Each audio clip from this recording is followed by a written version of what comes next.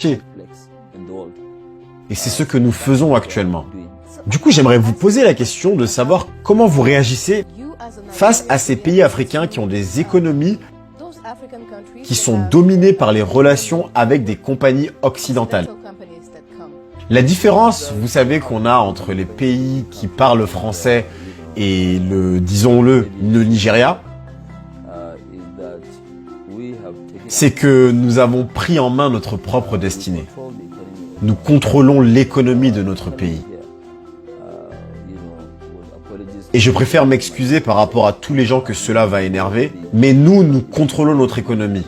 Ce qui n'est pas le cas de la plupart des pays francophones, où les citoyens n'ont pas le contrôle sur leur économie. Ces économies sont souvent contrôlées par des étrangers et qui parfois même dictent leurs termes et conditions de leurs contrats aux autres gouvernements et même à tout le monde.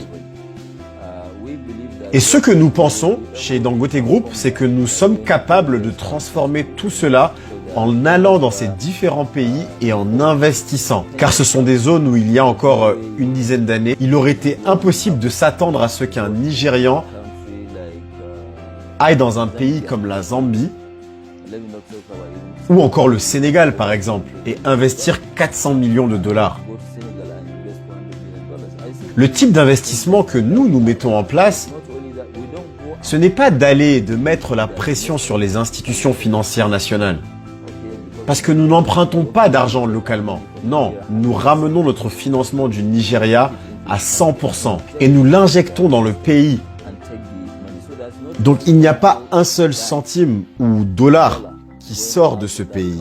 C'est donc une grande opportunité que vous créez. Donc les autorités de ces pays devraient vous accueillir à bras ouverts. Oui, bien sûr, ils le font.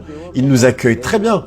Par exemple, vous pensez à un pays où nous pensions qu'il serait très difficile de pouvoir nous implanter, comme le Cameroun. Nous nous sommes dit, regardez, les relations entre ce pays et le Nigeria ont été très difficiles avant. Mais au contraire, au Cameroun, ils nous ont donné un accueil en or. Honnêtement, nous avons été très bien reçus et nous avons eu tous les honneurs de la part du président qui nous a apporté beaucoup d'aide alors même que nous ne nous étions jamais rencontrés. Nous nous sommes rencontrés simplement bien après à Washington. Et le Premier ministre a été vraiment très gentil, très présent pour nous.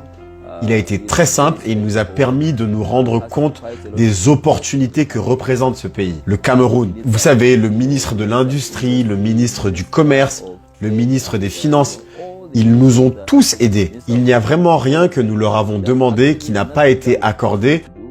Et donc ça a été génial. Ils ont vraiment été fantastiques. Mais le meilleur de tous par rapport à l'accueil, ça reste l'Éthiopie. L'Éthiopie? Oui. Ah oui, l'Éthiopie a été vraiment génial. Nous allons terminer cette interview par une question joker. Est-ce que vous êtes fiers de ce que vous faites maintenant? Nous aimerions savoir chaque matin lorsque vous vous réveillez, que pensez-vous de vous-même ou de ce que vous êtes en train d'accomplir?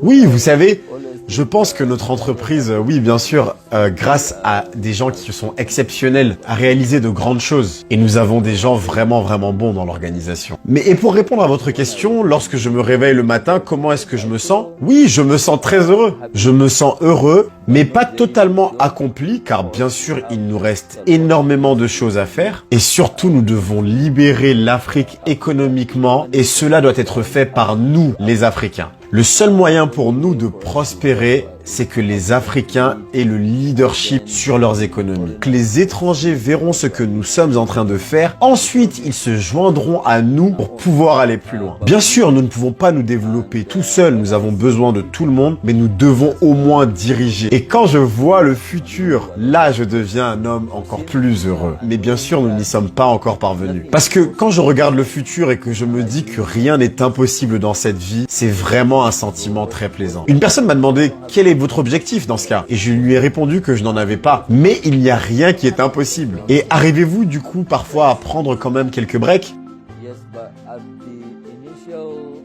Oui, mais durant la période où nous sommes passés du négoce à la production, donc ça commence en 1996, j'ai dû passer 13 ans sans prendre de vacances. Vous savez, cela m'a pris à peu près 13 ans sans aucune vacances.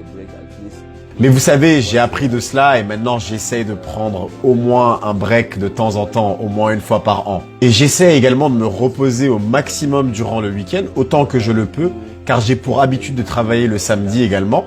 J'essaye de me relaxer, de faire ce que j'aime le plus. Et du coup, voilà, c'est tout. Merci à vous. Donc, nos téléspectateurs sauront exactement ce qu'il faut faire s'ils veulent vraiment réussir. Merci. Mais dites-leur qu'ils doivent travailler 18 heures par jour, au moins au début. 18 heures? Oui, oui, par jour, oui. J'espère que vous arrivez à travailler 18 heures par jour. Bien sûr, nous le faisons tous à Africa 24. Merci beaucoup de nous avoir accueillis ici et d'avoir accepté de répondre à ces questions. Merci à vous et je suis pressé d'entendre les retours de vos téléspectateurs. Merci d'avoir regardé cette vidéo jusqu'à la fin. Indique-moi dans les commentaires ce que tu en as pensé. Qu'est-ce qui a résonné le plus en toi par rapport au secret du succès d'Aliko Dangote? Partage cette vidéo à quelqu'un là tout de suite qu'elle va pouvoir aider et qui a besoin de la voir. N'oublie pas de réaliser aujourd'hui quelque chose qui te rapproche de tes objectifs et de tes rêves.